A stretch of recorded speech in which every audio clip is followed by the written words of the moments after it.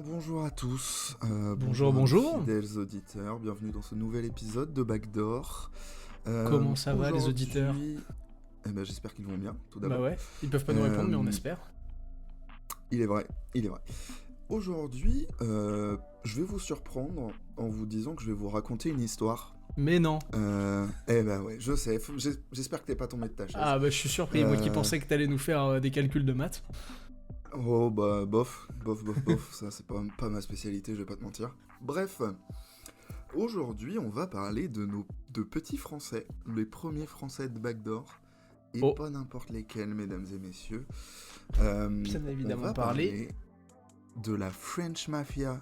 Allez, On va la parler de mafia monsieur- française. Exactement, on va parler de monsieur Tony Parker et de monsieur Boris Dio.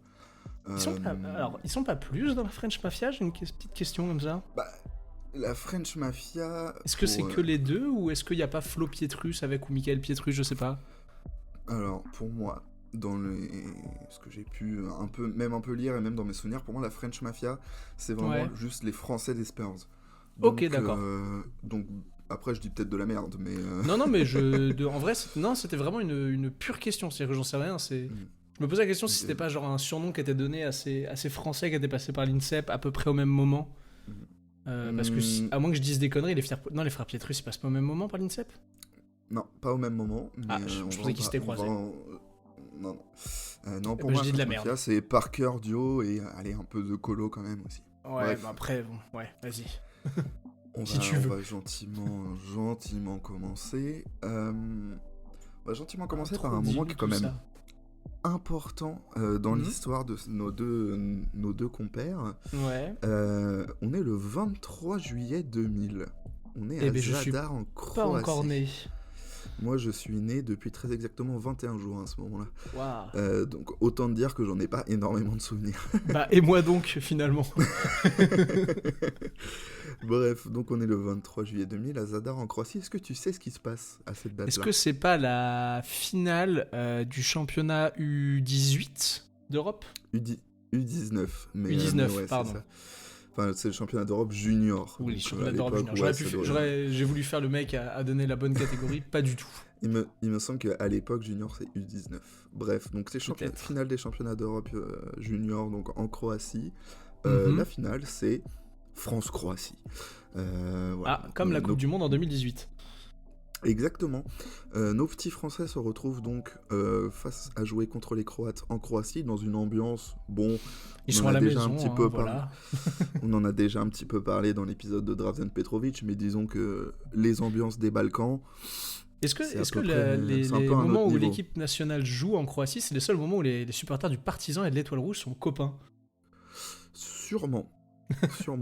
Attends, je pense que tous les autres jours de l'année, ils se mettent sur la gueule. Putain, mais non, je suis ivre-mort. Le Belgrade, c'est pas du tout en Croatie, c'est en Serbie. Mais oui, mais moi aussi. Putain, je suis complètement bourré. Désolé. On va dire, c'est le seul moment où les supporters du Dynamo et du Cibona Zagreb Voilà, se foutent pas sur la gueule.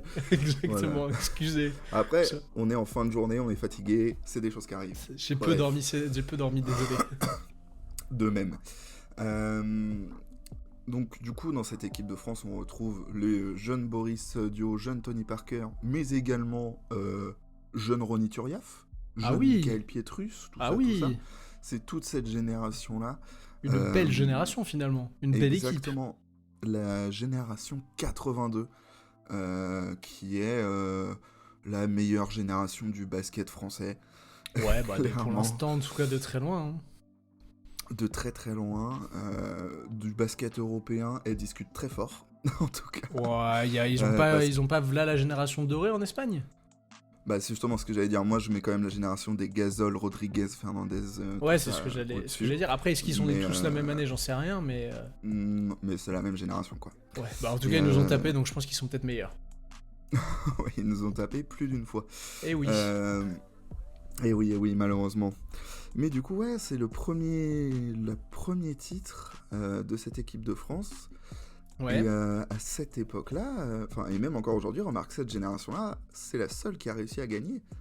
Qui a réussi à gagner la médaille d'or en 2013. Ouais, carrément. Alors certes, il y avait aussi les Batum, les De Colo, même des Lauvergne ou quoi qui étaient plus jeunes, mais le 2013, noyau dur... Attends, le noyau 2013, dur de il y a cette pas... équipe-là, Non, Noah, il est pas là en 2013. Non, c'est 2011, C'est Noah. ça? Joachim Noah, c'est 2011. Ouais, il fait 2011, Ouais, c'est ça. pas 2013, Noah. Mais ouais, Oh, vraiment, putain. donc le noyau dur de cette équipe qui gagne en 2013, c'est cette génération-là. Bah ouais, carrément. Et ouais, on va. Ah putain, on va ils nous ont gentiment, fait vibrer. Hein. Ah, qu'est-ce qu'ils nous ont fait vibrer? On va en reparler, On a- j'espère, mais... On va en reparler, bien évidemment, naturellement. Allez. Attends. Attends, Comment non, non, parler de- on va pas parler de l'événement le plus important du basket français, qui inclut les 2 joueurs dont on parle dans ce podcast. Et oui, Ouais, non, on vous prend à contre-pied. Voilà, c'est un choix éditorial. En fait, on va parler de David Trezeguet, on a décidé de changer de sujet. Allez, on parle sur le football. Ça part. Ouais, Bref, trêve de conneries. allez, trêve de conneries comme tu dis, exactement. Rentrons dans le cœur du sujet. Nos 2 protagonistes, donc Monsieur Tony Parker et Monsieur Boris Dio, se sont connus très jeunes, très très jeunes. Ils avaient genre 15 ans. Ils se sont connus sur les bancs de l'INSEP. C'est connu au même âge, mais pas sur les bancs de l'INSEP. C'est ça. Pas les mêmes parcours. Non, c'est connu sur les bancs d'un club de départemental à côté d'Angers. Ce qui était bien aussi, mais pas Oui, pareil. mais ce qui était pas au même niveau. Pas tellement. Petite question trivia avant de commencer, est-ce que tu sais ce que ça veut dire INSEP? Institut National du Sport. Ouais. Et alors, le E et le P, j'ai un doute. Institut National du Mhm. Sport et de l'Éducation Physique. Non, de l'expertise et de la performance. Oh. Donc, C'est très haut. J'ai pas le terme. ouais, pompeux peut-être, c'est ça que tu cherches? Pompeux, exactement, merci. Mais bref, mais en même temps, pour ceux qui ne connaissent pas l'INSEP c'est à côté de Paris. C'est une... je sais pas trop comment on pourrait catégoriser ça, mais en gros... Bah, c'est l'élite du sport français, de la formation à la française, Exact. tout simplement. Exactement, c'est... Si l'INSEP vient toquer à votre porte, c'est que vous êtes bon généralement, vous êtes même très bon, vous ouais, êtes souvent c'est parmi que les vous êtes meilleurs très de votre bon, c'est que vous génération. Et dans votre sport et dans toute la France. Ouais, Parce voilà. qu'il y a beaucoup de sports à l'INSEP, t'as plus ou moins tous les sports. Ouais, et, quasiment en gros, tous, hein, même, je pense, qui sont représentés. Ils font la formation, en gros, je crois qu'ils font genre collège-lycée, genre sport-études, mais pour le très haut niveau, ouais, quoi. c'est ça, je crois que ça commence... Je me demande si ça commence pas genre à partir de la 4ème, mais j'ai un doute. Je suis pas sûr de ce que j'avance. Oui, Je sais pas s'ils font tout le cycle du collège, mais peut-être. Mais en gros, voilà ce que c'est l'INSEP. Ça C'est pèse. un immense centre de formation, le plus grand, dans plein de sports différents. Ah bah Et oui. si tu comptais tous, genre les champions du monde olympique, d'Europe, de tout ce que tu veux, qui sont sortis de l'INSEP, que ce soit dans le basket ou dans d'autres sports, la liste elle est longue, mon pote. Ouais, et puis Bref. pareil, hein, si tu commences à vouloir rajouter les entraîneurs hein, qui ont fait « Oh, ils ont amené des mecs au titre et ils sont passés par l'INSEP. Tiens !» Ouais. ouais. Parlons de notre bon vieil ami, monsieur Boris Dio, de son nom complet, Boris Babacar Dio Rifio. Babac. Il est le fils de Elisabeth Rifio, Ouais. qui est l'une des, si ce n'est la meilleure pivot de l'histoire du basket féminin français. Ce qui aide hein, quand tu dois commencer une carrière de basketteur. Disons que t'as les bons gènes. Ah bah disons que pour le jeu au poste, c'est vu avec maman. Ça aide. Surtout pour Boris. Oui. Elle est la 3e joueuse la plus capée de l'histoire de l'équipe de France, derrière Céline Dumer et Pauline Ekambi. Une grande dame. Ouais, une très très grande dame du basket français. 247 sélections en équipe de France. C'est exactement le même nombre de sélections que son fils Boris Dio. Mais Il non. a 247 sélections en équipe de France. Oh, Et c'est il sûr s'est qu'il a arrêté là. fait exprès. Je pense aussi. Je suis sûr qu'il beau. a dit. Je C'est suis sûr qu'il le magnifique. savait pas et qu'à un moment il a dit vas-y j'ai envie d'arrêter. Il a regardé, il a fait il m'en manque genre 4 pour aller égaler maman. Je fais les mêmes que maman et j'arrête. Ouais, c'est beau. J'ai égalé, mais j'ai pas dépassé maman. C'est tu vois, ça. Ça, c'est beau. Son père, monsieur Boris Dio, c'est donc monsieur Issa Dio, qui est d'origine sénégalaise. Et lui a également été sportif dans sa jeunesse. Il a été champion universitaire de saut en hauteur. Pareil, ça aide, hein, des bonnes qualités. Un bon départ si tu veux des qualités athlétiques correctes, on va dire. Ouais, c'est ça. Avant de devenir avocat par la suite, il deviendra avocat, son père. Un aussi bon cerveau même que des aussi bonnes jambes. Exactement, un corps sain, un esprit sain dans un corps sain. Exactement, le slogan d'Azix. Ouais. Même, je ne savais pas, mais Boris Dio a un frère qui s'appelle Martin. Ouais Martin Dio, qui a également été basketteur pro. Il a joué un peu en NCAA et en Pro B en France. Putain. Donc la famille Dio, c'est des sportifs. Ma foi, ça tâte la balle orange. Hein. Ouais, un petit peu. Même si Boris Dio n'a pas vu beaucoup jouer, n'a pas vu du tout même jouer ses parents jouer au plus haut niveau, il a quand même grandi dans les salles de sport. Parce que même quand il était jeune, il allait voir les matchs de sa mère. Alors certes, c'était pas le plus haut niveau, mais elle était quand même encore pro à cette époque-là. Oui, puis bon, peu importe que sa mère soit dans son après-carrière ou pas, je veux dire... Elle a fait ses preuves, elle a quand même... Ça aide de voir maman jouer au basket, hein, même quand bien même elle joue en départemental. Hein. Ouais, c'est ça. Bon, elle jouait pas en départemental, hein, vraiment. Non, mais vous avez compris, j'exagère le trait. En D2 féminine, quoi, donc ce qui est quand même un bon niveau, on va pas se mentir. C'est un niveau qu'on n'atteindra jamais si on cumule tous les deux nos talents. Ouais, grand max R3, quoi. Grand max D1. Bref, du coup, ouais, il grandit donc dans les salles de sport, il fait un peu plein de trucs, plein de sports, il fait un peu de tennis, il fait un peu d'escalade, pendant que maman fait ses matchs, quoi. Lui, pas d'aviron donc, pas de bateau. Peut-être, j'ai pas pas encore. Je suis désolé. Finalement. Je suis désolé. Pour lui, à cette époque-là, son but de vie ultime, c'était de jouer pour la JSA de Bordeaux, donc le club de basket de Bordeaux, qui à l'époque jouait en N1, N2, quoi. C'est un rêve qui se respecte. Bah ouais, c'est déjà un bel objectif. Franchement, déjà, si tu joues en N1, N2, t'es chaud, mec. Bravo. Bravo à toi. Bravo à toi. Mais seulement, voilà, il a 15 ans, il arrive à l'INSEP. Ouais. Il se retrouve à jouer plus ou moins directement en National 1, quoi, genre vers ses 16, 17, 18 ans, quoi, un truc comme ça. Finalement, un mec qui remplit très tôt son objectif. Ouais, c'est ça, il remplit très tôt son objectif de vie qui s'était fixé juste quelques années auparavant, quand il devait être en... Alors, de mémoire, parce que ça, il en parle dans l'épisode de Tony Parker a un podcast, je sais pas si tu savais. Oui, je sais, j'ai jamais écouté, mais oui, je sais qu'il a un podcast. Et moi non plus, je l'avais jamais écouté, mais il a fait un épisode avec Boris Dio, et c'est dans cet épisode-là où il en parle, où il disait qu'il s'était fixé justement cet objectif, comme je disais, de jouer pour Bordeaux quand il était genre en U15 ou un truc comme ça. Donc, 3-4 ans après, il est à l'INSEP, il est en N1. Ça va, les échelons sont montés assez rapidement. Ouais, on va dire qu'il c'est ça, il s'est fixé un objectif réalisable. Ouais, et il l'a atteint très rapidement parce que Boris Dio est un joueur de basket très très fort. Tu crois? Ouais, je crois. Je pense que je me mouille pas trop en disant ça. Non. Après, je crois que j'ai vu qu'il joue en départemental, il doit plus être très bon. Ouais, oui, sûrement. Petit à petit, il continue sa progression avec l'INSEP, il continue sa formation, etc. Et quand il sort de l'INSEP, il va rejoindre un grand club français. Ouais. Lequel? Les JSA de Bordeaux? Non. J'en sais rien, frère. Je suis éclaté sur ça. Il signe à l'Élan Béarnais, il signe à Pau. Il signe à Pau, c'est pas très loin finalement. C'est la même région, quoi. Ouais, non, je suis très nul en basket français. Je vois ça. Il les rejoint donc pour la saison 2000-2001. En tout, il va rester pendant 3 ans à Pau. Le temps de devenir MVP, meilleur jeune et champion de France avec l'équipe paloise. Un beau palmarès. Exactement, je pense que c'est le terme qu'on peut employer dans cette situation. Oui. Dans cette équipe, on retrouve aussi un joueur comme Michael Pietrus. Tiens. Petite info que je te donne. Le Kobe ou le Brown Stopper? C'était quoi son surnom à Pietrus en NBA? De mémoire, c'était le Kobe Stopper. C'était le Kobe Stopper, alors ouais. Ouais. Il y en a eu beaucoup des Kobe Stoppers, mais c'est un autre débat. Oh oui. Bref, à la fin de la saison 2003, Boris se présente à la draft. Et oui, il fait partie de la draft 2003. Mais oui, je le sais en plus, je l'ai vu la dernière fois. Je suis trop cool. Est-ce que tu sais où il se fait drafter? Alors attends, il est pas tradé directement? Pas que je sache. Alors, il se fait drafter, et là j'ai un putain de doute.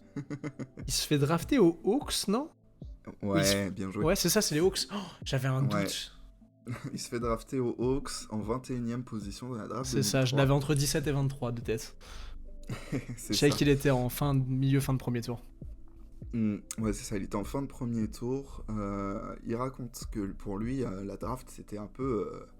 tu savais pas trop où t'allais à cette époque-là. Il y en avait pas beaucoup des joueurs européens qui Ah, tu m'étonnes, et des Français encore moins. Le grand saut. Bah, il y avait Tony, on va en parler. Il y avait Tony, on va en parler juste après là.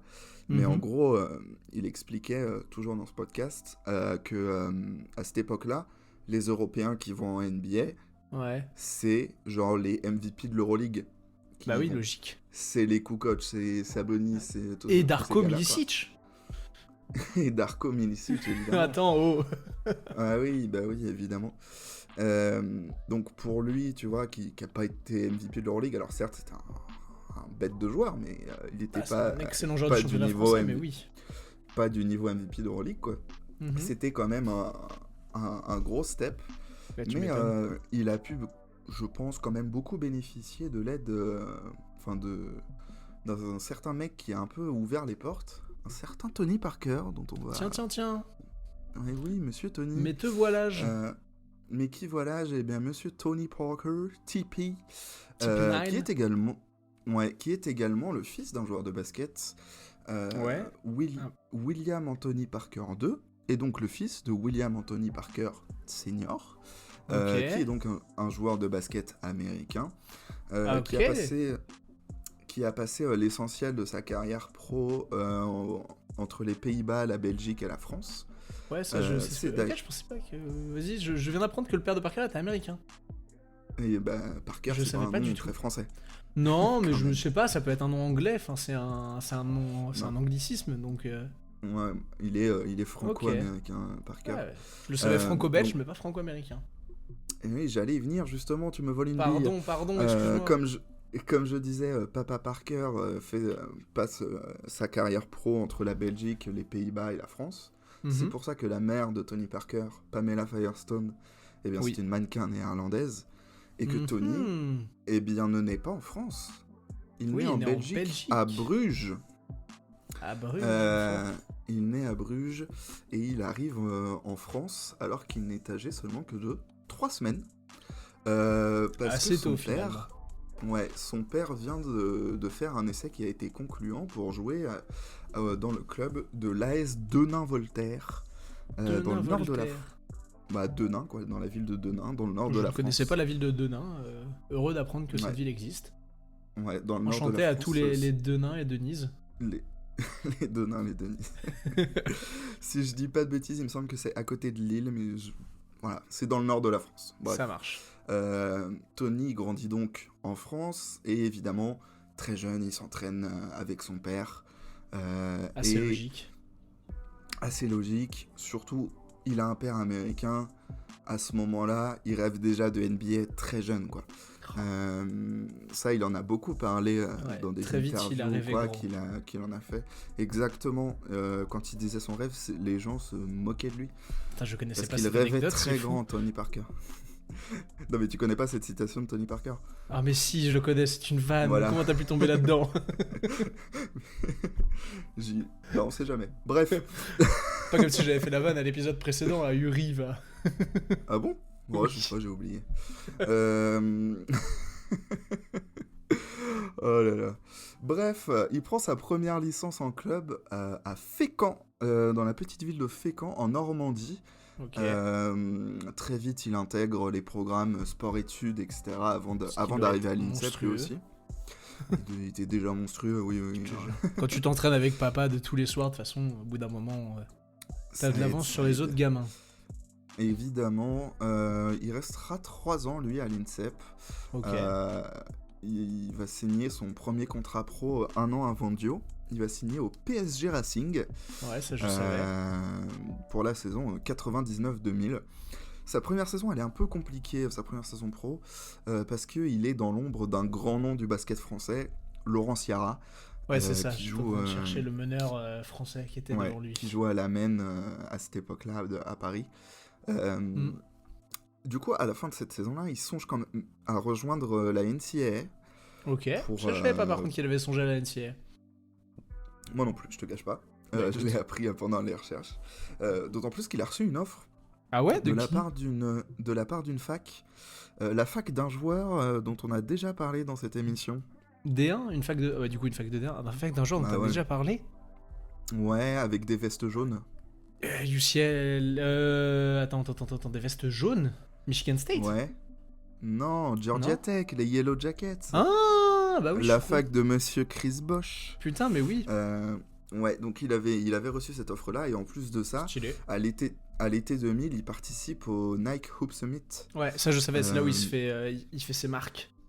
Ouais, à Indianapolis. Donc pour ceux qui ne connaissent pas le Hoop Summit, c'est tous les étés Nike qui organise un match d'exhibition entre les meilleurs plusieurs espoirs. matchs. Oui, c'est vrai qu'il y a plusieurs matchs. Enfin, T'as bref. trois, c'est un espèce de mini tournoi. Je sais pas, c'est un peu bizarre comment Ouais. c'est foutu.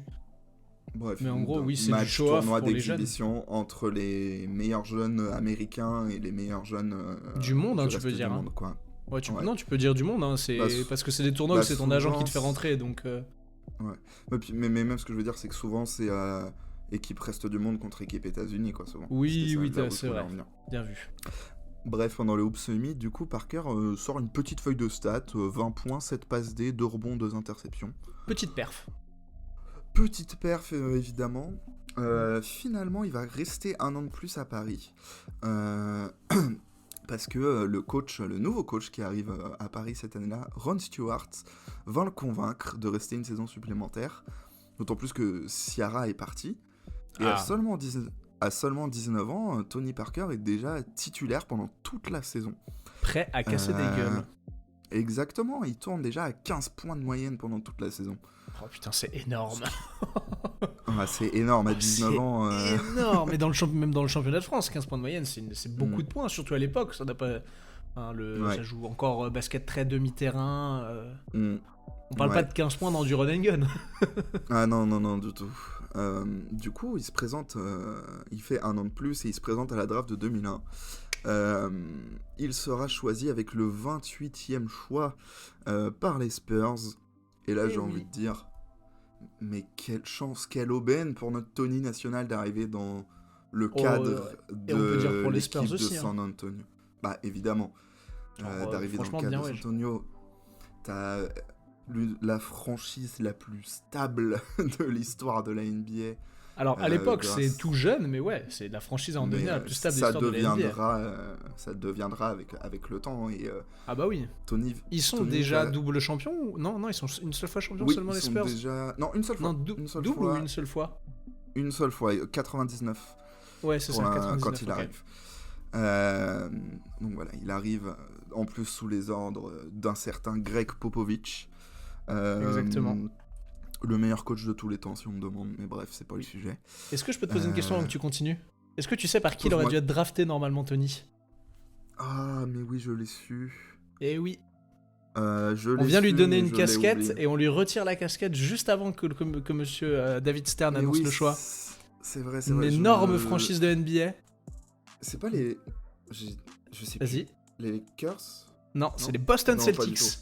C'est les Celtics. Je savais que il aurait pu être drafté par les Celtics en 23, et non. La taille du what if. Exactement, oui, grosse taille de what if. Allez, je te laisse continuer. Ouais. Bref, donc évidemment, Tony ne pouvait pas rêver mieux en arrivant en NBA.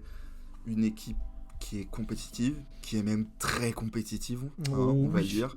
Plus que compétitive. Ouais, ils sont champions en 99, donc 2 ans avant. En plus, non seulement c'est une équipe compétitive, mais c'est un coach, donc Pop, et une organisation, je pense notamment à R.C. Buford, qui est le général manager. Ils n'ont pas peur de laisser la place aux jeunes. Ouais, puis il y a déjà Steve Kerr dans les bureaux à l'époque, je crois, non? Ou il est encore sur le terrain, Steve Kerr? Steve Kerr, il est sur le terrain encore. Il est encore sur le terrain? Ok. Et oui, un petit doute. donc comme je disais, ils n'ont pas peur de laisser la place aux jeunes. J'en ai pour preuve le fait que le 6 novembre 2001, c'est le 5e match NBA de Monsieur Tony Parker, et il devient le plus jeune meneur titulaire de l'histoire de la NBA. Et ça, c'est un truc de fou furieux. Ça, c'est une stat de zinzin, ça. Surtout que Pop, à la base, était pas super chaud pour le faire jouer. Hein. Bah ouais. Il y a toute cette histoire aussi avec Pop, où il est pas méga fan du joueur et tout aussi. Je sais pas si tu vas nous en parler. Bah, je veux juste vite faire rappeler que oui, de base, il devait être remplaçant. Mais en fait, il était tellement bon sur ses 4 premiers matchs que... Et à l'entraînement. et à l'entraînement aussi évidemment, que Pop s'est dit en fait faut le faire mettre starter. Il a fait un baptême du feu, il a dit ah ouais tu veux montrer que tu sais jouer, viens on te met sur le terrain, hein. T'es bon tu vas rester, t'es mauvais tu joueras plus jamais. Et bizarrement il a répondu présent. Ouais, le baptême du feu a plutôt bien marché. Tony Parker est quand même le genre de mec qui répond présent généralement. Ouais, il éteint des incendies, c'est un pompier. Ouais. En 2002, donc plus tard dans cette saison, les Spurs passent, j'ai envie de dire, un exploit de Derek Fisher de remporter le titre. Un mec à la table de marque qui s'endort. Et la règle de la NBA, c'est la Fisher 0-4. Oui. Donc, non, alors attends, c'est après ça que c'est 0-4. C'est pas avant, c'est après. Oui, c'est après. En gros, c'est le fameux truc de... ça fait un tollé énorme et la NBA dit bon, désormais, en dessous de 0-4, on considère que t'as pas le temps de prendre un tir. Ouais. Pour ceux qui savent pas, il reste 0,4 secondes dans le temps dans le match. Temps réglementaire, égalité. Je crois que les Lakers perdent même. Hein. Je crois qu'ils les Lakers perdent. Ouais, peut-être que les Lakers perdent effectivement. Remise en jeu sur le côté. Remise en jeu sur le côté. Derek Fisher reçoit la balle et envoie un Ave Maria. En moins de 0,4 secondes du coup. Une seconde de réel. Et du coup, les Lakers passent de mémoire. Il reste un match derrière, mais que du coup, les Lakers gagnent. Ah, c'est possible, ça, je sais pas. De mémoire, c'était ils mènent 3-2 ou ça leur permet de revenir à 3-3 après ce match-là. Et ils gagnent le match d'après pour se qualifier et aller en finale, quoi. Et tabasser les Nets. Est-ce qu'on... Petit complot de la NBA encore? C'est un autre sujet. Ce sera une autre discussion. Ouais. Mais bon, j'ai envie de dire c'est un mal pour un bien. La saison d'après, 2002-2003, ça y est, c'est la bonne. Ça y est, déjà déjà, ça fait seulement 2 ans qu'il est en NBA. Et les Spurs c'est lors de sa troisième saison. Parker non, c'est sa deuxième, il est drafté en 2001. Alors il est sophomore. Il est sophomore champion NBA. Donc voilà, cette équipe des Spurs qui tabasse les Nets de Jason Kidd en finale. Je crois que c'est la finale où il y a eu la moins regardée de l'histoire de la NBA, ouais. Ouais, mais je crois que c'est aussi celle où il y a eu le moins de points scorés, il me semble. 7 matchs, un seul des 7 qui passe au-dessus de la barre des 100 points. Ouais, voilà, c'est ça. Et genre, c'est pas les deux équipes passent au-dessus de la barre des 100 points. Il y a une équipe et genre elle a mis 102 points. Ça défendait un peu à cette époque-là. Oh, à peine. Parce que le style de jeu des Spurs à l'époque, c'est pas des passes, c'est Tim Duncan poste bas, grosse défense. Ouais. Et du coup, Tim Duncan MVP des finales et surprenant. Tony Parker devient le tout premier champion NBA français. Putain. Cocorico, mon pote, ça c'est beau. Ça c'est pas une destinée. Donc en fait, il est champion NBA avant même que son pote soit drafté. Ouais, parce que c'est en 2003 du coup, c'est cet été-là que Boris se présente à la draft. Et ouais. Ça a tellement aidé Boris, t'as raison. T'as des scouts qui ont dû être en slip quand ils ont vu ça. Quoi, on peut drafter un Français, il peut être bon. Surtout que Tony faisait un lobbying de ouf auprès de Pop et de R.C. Buford pour faire venir pour que les Spurs draftent Boris Dio. Oh le monstre. Oh le Stromon. Non mais prenez-le, vous inquiétez pas, il sait jouer au basket. Ouais, voilà, c'est ça. Il y a une anecdote que j'ai entendue où c'était alors du coup ça devait être 2001, le Noël de 2001, la première saison de Parker en NBA. Donc ça fait 2 mois il est dans la ligue. Ouais, Boris Dio est du coup invité par Parker pour fêter Noël chez lui à San Antonio, tu vois. Oh la classe. Et du coup, Boris y va, il y a Pop aussi qui est là pour Noël, tu vois. Putain, stylé. Ouais, donc là, ils discutent, tout se passe bien, bonne ambiance, machin, c'est cool. Et à un moment, t'as Parker et Popovich qui se barrent. Et au bout d'un moment, Dio, il est là. Putain, je sais pas ce qu'ils font, quoi. Ils sont partis où? Ils sont partis discuter technique. Tu crois pas si bien dire. Ah ouais, vraiment à un moment, Dio se lève, il va les chercher et il les trouve dans une pièce à part en train de faire séance d'analyse vidéo du dernier match, mon pote, t'as Pop qui était là. Mais regarde là, t'aurais dû prendre le tir. Qu'est-ce que tu fais là? Mais Greg, c'est Noël. Mais les deux étaient chauds, tu vois. Et genre, c'est là que Boris raconte, c'est à ce moment-là qu'il s'est rendu compte que, ah ouais, ça va. Mon pote, il est entre de bonnes mains. Légèrement, parce quand que le là, mec à Noël. En début de soirée, on rigolait tous ensemble, c'était très cool. Et là, d'un seul coup, petite séance vidéo, putain, les mecs sont des professionnels de ouf. Et c'est sûr, il va tout péter, quoi. Il est dans trop bonne main pour que ça marche pas, quoi. Entre la dinde et le dessert. Petite séance vidéo, là. Dites-le, là, 2 heures, facile. Verre de rouge à la main, ça. Bam. Oh, ouais, c'est ça. Donc du coup, voilà, revenons à la draft. Du coup, à cette époque-là, Boris Dio est en France, il n'a pas pu faire le déplacement à New York. Et autant me dire qu'à l'époque, pour suivre la draft, c'était pas simple quand t'es en France, hein.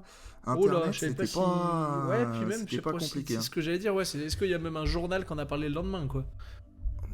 Peut-être l'équipe. Ouais, encore. Parce qu'on avait un français, tu vois, mais voilà, ouais, bref. peut-être, à voir. Du coup, Boris Dio est au téléphone avec Parker, qui lui est aux États-Unis en train de suivre la draft en direct, quoi. Logique. Et en gros, du coup, c'est Parker qui lui annonce Intel, ils ont drafté machin, tu vois. Ouais, et en gros, à chaque fois que le nom de Boris sortait pas, Parker il était trop content parce que ça voulait dire que ils allaient peut-être l'avoir, quoi. En gros, le deal c'était si Dio il est disponible au moment du pic des Spurs, ils le prennent, tu vois. Donc à chaque fois que l'équipe qui choisissait passait sur Dio, il était là, oh yes, on va peut-être l'avoir et tout. Tu m'étonnes, il va être comme un ouf de jouer avec son pote. Et au moment du 21e choix, les Hawks sélectionnent Boris Dio. Et à ce moment-là, du coup, t'as Boris Dio qui raconte que toi, à ce moment-là, on est au téléphone et tu me dis ah putain, les Hawks, ils t'ont choisi. Alors que pour Dio, c'était le plus beau jour de sa vie. Tu m'étonnes.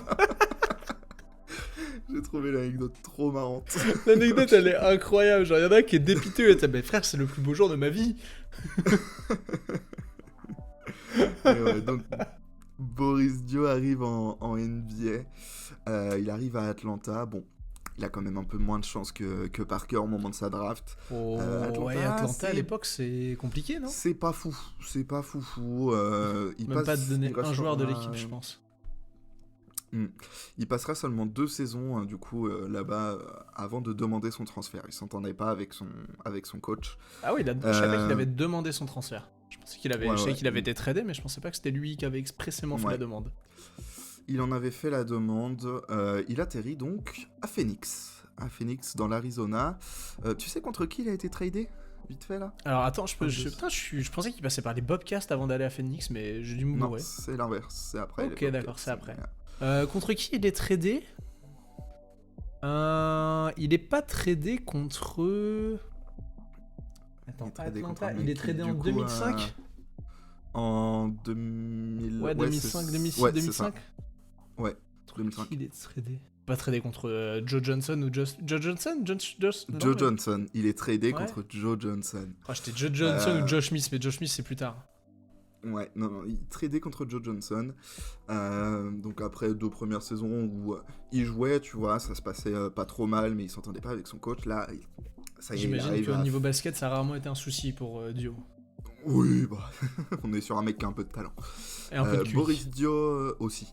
Boris Dio arrive du coup chez les Suns et là il s'épanouit de ouf. Évidemment qu'il se plaît de ouf. Chez les Suns de cette équipe-là, coaché par D'Antoni, a joué avec Nash, a joué avec Stoudemire ou Sean Marion. L'équipe de porc qu'ils avaient. Ils avaient une putain d'équipe, l'une des meilleures de la ligue. Dans cette période-là, du coup, le 31 janvier 2006, c'est sa première saison avec les Suns. Il devient le premier Français à réaliser un triple-double en NBA. Oh putain, la classe. Le 31 janvier 2006, 14 points, 13 passes décisives et 11 rebonds. Contre un gros triple-double en vrai. Les Sixers, exactement. À la fin de la saison 2006, donc il tourne à j'ai pu noter les stats, mais en gros c'est genre 18-5-5 quoi. Donc 18 points, 5 rebonds, 5 passes. Et il est élu meilleure progression de l'année. Il est le Most Most Improved Improved Player de 2006. Player. C'est un peu la consécration individuelle à C'est ce le moment-là. premier Français à recevoir un trophée individuel. Ouais. Parce que Parker, Ouais, il reçoit rien avant, et Tariq Abdul-Wahad, il reçoit rien non plus. Ouais.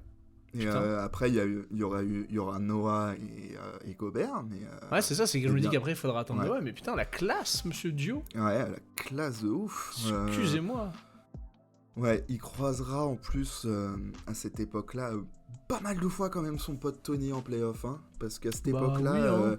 du milieu des années 2000, Suns et Spurs, ils étaient souvent en haut des classements de la conférence. 2-3 affrontements. Ouais, quelques-uns. 2-3 coups de coude contre la table de marque. Ouais, j'allais y venir.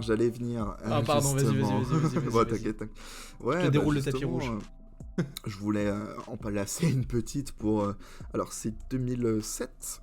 C'est les finales de conférence. C'est ça. Monsieur Boris Dio et c'est Stoudemire. Ouais, c'est Stoud et Boris. Stoud et Boris se font suspendre pour le match 5 ou 6, je sais plus. Enfin, pour le match 6. En gros, ouais, pour le dernier match. Ça arrive au Game 5 et c'est pour coup. le match 6. Ouais. Pendant ce match 5, Steve Nash remonte la balle. Donc, je crois qu'on est milieu du 3e quart-temps, non? Ou un truc comme ça? Ouais, je sais plus exactement, mais en gros. On est en deuxième mi-temps, il remonte la balle, il est le long de la ligne de touche, à côté de la table de marque. Et là, il se prend un Robert Horry dans la gueule. Il se prend un stack, finalement, pour ceux qui suivent la NFL en ce moment. Ouais, il y a ça. En gros stack. Un bon gros coup d'épaule. Donc, pour ceux qui ne l'ont pas forcément, je rappelle que Robert Horry, c'est genre 2m5 et je sais pas combien de kilos. De faire ses 105-110 kilos, ouais. Facile. Et Steve Nash, c'est genre 1m85 et allez, 80 kilos, quoi. Ouais, grand maximum. Donc, il est squelettique, Nash. Enfin, il est maigre. Ouais, voilà. Squelettique, mais il est maigre. Ouais. Autant dire que Steve Nash vole. Voilà. Il atterrit dans l'état voisin. Exactement. Vers l'infini et d'autres cieux, comme dirait... Exactement. Une fois de plus, Steve Nash s'envole vers d'autres cieux, voilà, c'était ça plutôt. Oui, j'avais pas la ref. Ouais, j'ai fait un mélange de Buzz l'éclair et de la Team Rocket, ça n'a pas bien marché. Et du coup, Boris Dio et Stoudemire veulent en découdre, quoi. Ils étaient sur le banc à ce moment-là, ils se lèvent, ils veulent défendre leurs potes, sauf que à ce moment-là, on n'est pas très longtemps après le fameux incident de Malice at the Palace, où il y avait eu une bagarre générale entre fans, joueurs, coachs... où Ron Artest c'est Ron Artest, il y a... Et Stephen Jackson. Stephen Jackson, et il n'y a pas Jermaine O'Neal aussi qui est dans cette équipe? De mémoire, Jermaine O'Neal ne va pas dans les tribunes. Ouais, mais c'est Stephen Jackson et Ron Artest qui vont. Ouais. Mais alors, il y a eu cet événement-là, je crois que c'était 1 ou 2 ans avant. Donc du coup, la NBA avait mis des règles... c'est 2004 ou 2005. Ouais, donc du coup la NBA avait instauré des règles de maintenant, si ça se tape et qu'il y a un mec qui sort du banc, il est suspendu direct. Alors là surtout, faut savoir que vraiment, allez regarder les images, hein, mais Dio et Stoud, ils ne font vraiment que se lever, c'est-à-dire que même pas ils vont vers l'incident, hein. Genre ils se lèvent, la NBA fait suspendu. Ouais. Tu joues plus. C'est la loi. C'était David Stern, le commissionneur shérif. Ça rigolait pas avec David. Ah fallait que ça file droit, hein. Sinon... Ça file. Tu dégages. Ouais, du coup, les Spurs l'emportent sur le match 6, du coup. Ouais. Et ils vont en finale en 2007. Et alors là, contre les finales de 2007, Spurs Cavaliers 4-0, la finale est un... Alors, c'est pas Spurs Cavaliers, hein, tu t'es trompé, c'est Spurs contre LeBron James et 4 plots. Coaché par... Coaché par un plot. Coaché par un plot. Non, il fait du bon taf aux Kings maintenant. Ouais, bref. Oui, c'est vrai. Mais il a mis du temps quand même. Ouais, voilà, à l'époque, c'était pas fifou. Il lui a fallu 17 ans, quoi. Ouais, mais tout vient à point, qui sait attendre. Exactement. Bref, on est en 2007, donc là, les Spurs sont champions une fois de plus. C'est leur 3e titre en 6 ans, puisqu'ils gagnent 2003, 2005, 2007. C'est la 3e bague de Tony Parker. Putain. Tony Parker est MVP des finales. Exactement. On a un mec qui reçoit le trophée de MVP des finales, le Bill Russell Trophy. Finalement, le trophée suprême quasiment. Hein. Le trophée individuel suprême du basketteur, il le reçoit trophée avec du le drapeau gagnant ultime. Français, le drapeau français autour de la taille. C'est vrai que elle est incroyable, cette image. Cette image, elle est folle. Et à cette époque-là. On met du temps avant de le revoir. Victor, on espère que tu seras le prochain, mais... Ouais, on croise les doigts très très fort. Putain, franchement. À cette époque-là, 2007, Tony Parker, il est au sommet de sa gloire. Bah, il est même la première option des Spurs quasiment à ce moment-là. Parce que Duncan commence à vieillir, le jeu commence beaucoup à passer par lui. Ouais, c'est ça. Donc il y a ça. Il est MVP des finales. Il vient d'être élu... Il vient d'être All-Star pour la deuxième fois de sa carrière, la deuxième fois de suite. Putain, la classe. Bon, bah, côté collectif, les Spurs, voilà, ils sont toujours...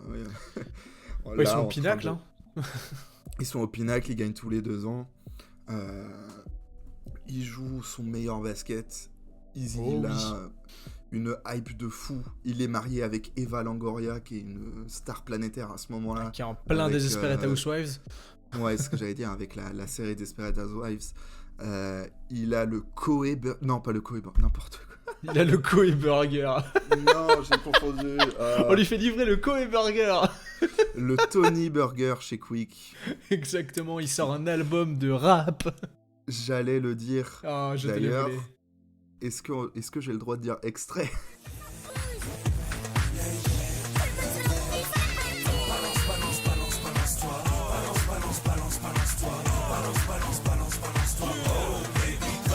Est-ce que tu penses que t'es prêt, baby? Ça fait boum boum dans le club, baby. Donc voilà, cette magnifique extrait musical qu'on vient d'entendre prouve que des fois, faut rester dans son domaine, mais c'est pas grave. C'est Tony, on l'aime, on lui pardonne. Non, pas ça, moi je pardonne pas ça. Oh, mais t'es trop dur. Non, j'ai trop de respect pour la musique surtout. Mais il voulait juste s'amuser, il le dit même en interview, qu'il a juste kiffé, il voulait faire ça, qu'il regrette absolument pas, même si bon... Mais il peut s'amuser, je dis pas le contraire, mais il est pas obligé de le diffuser. Bref, c'est un autre débat. Ça rentre dans l'épisode des passions qui est sorti la semaine dernière, si je ne m'abuse. Exactement. Magnifique. Bref, revenons au jeu. Revenons au jeu. Allez, le bug. On est en 2008 à ce moment-là, donc la saison vraiment juste après, pour montrer que voilà sa streak de gloire et de son niveau de basket fou continue encore après. Oh, ça continue.